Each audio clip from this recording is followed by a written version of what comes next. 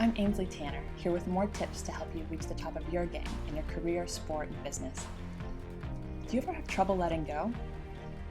I know I have, especially if I'm feeling disappointment or upset or emotionally charged about something. I have tended to hang on to that for quite a while. And I learned this great tip from Marshall Goldsmith, the author of What Got You Here Won't Get You There.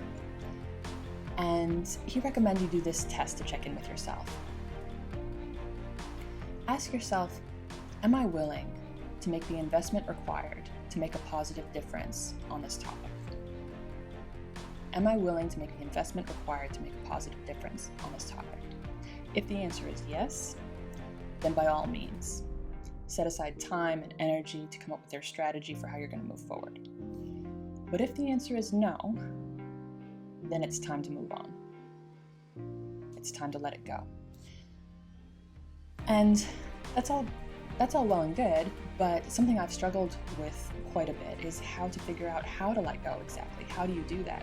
And so what I want to share with you today, in the rest of today's video, is a process by which you can learn to let go more quickly, recover more quickly from those kinds of setbacks and disappointments.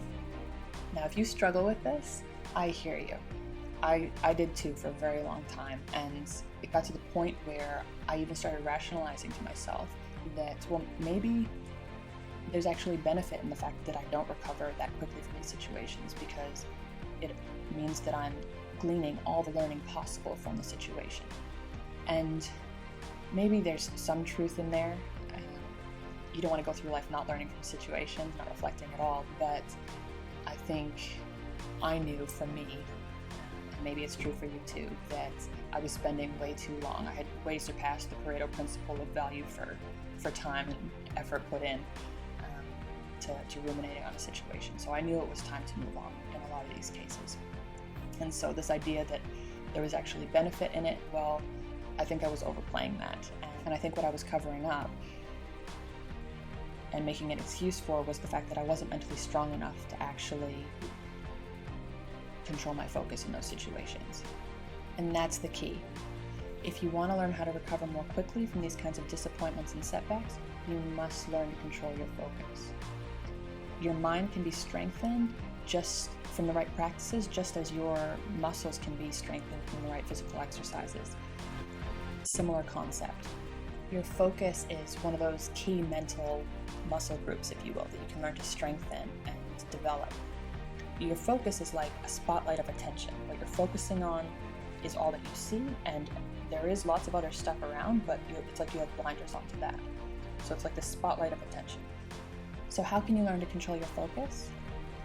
I want to share with you a 2-step exercise. It's called Notice and Refocus. And as the name suggests, in step 1, you're going to notice what it is that you're focusing on. And in step 2, you're going to refocus that spotlight of attention. So let's go through an example here so you can see how this works. So let's start by getting us focused on the same thing.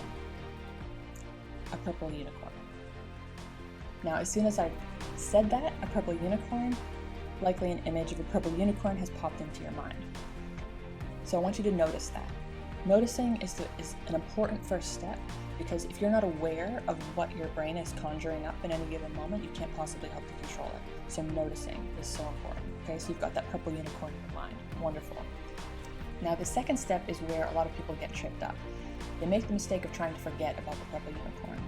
But if I ask you right now, please stop thinking about the purple unicorn, your brain still holds that image in mind.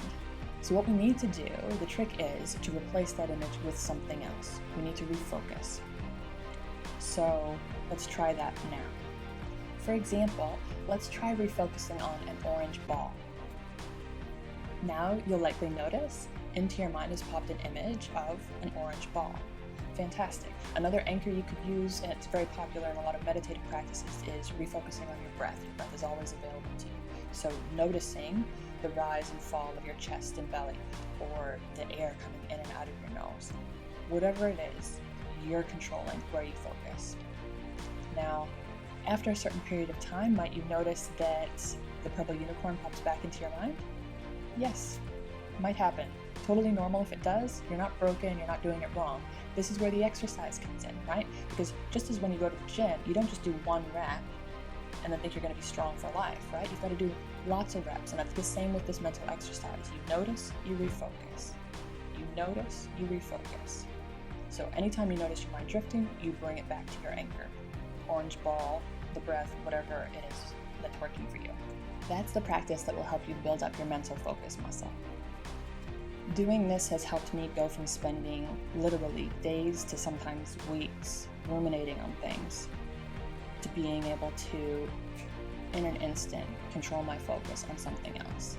So instead of beating myself up for ages, now I can just say, oops, and move on. Literally, it's improved that much. So I'll leave you with that. I hope you found this helpful.